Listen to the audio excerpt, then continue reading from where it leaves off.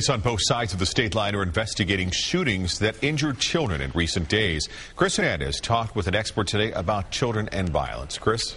Mark, 3 children shot in 2 days, and a lot of people are now asking why and what happened. Tonight, we take a look at what parents everywhere can do if their child is exposed to violence. A 3-year-old boy is hit by a bullet during a shooting in KCK Wednesday. A witness reports the child was covered in blood.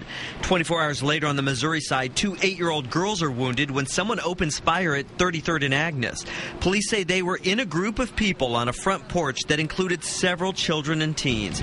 Experts say it's hard to tell yet whether this is a shocking coincidence or the start of a violent summer trend. It is summertime. Kids are going to be outside more. Amy Gregg is a counselor who just finished training staff at the Family Conservancy.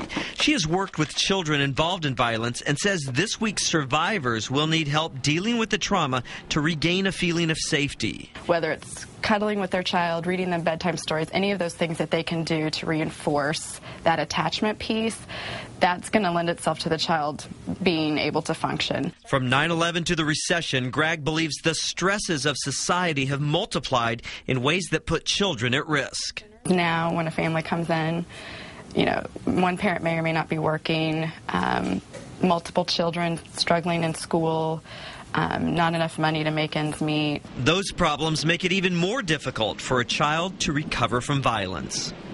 Gregg says when a child is injured, parents have to remember to go back to the basics and try to provide more stability, more attention, simply more time together. At NBCActionNews.com under local news, we have more information to help families dealing with traumatic situations. In the newsroom, Chris Hernandez, NBC Action News.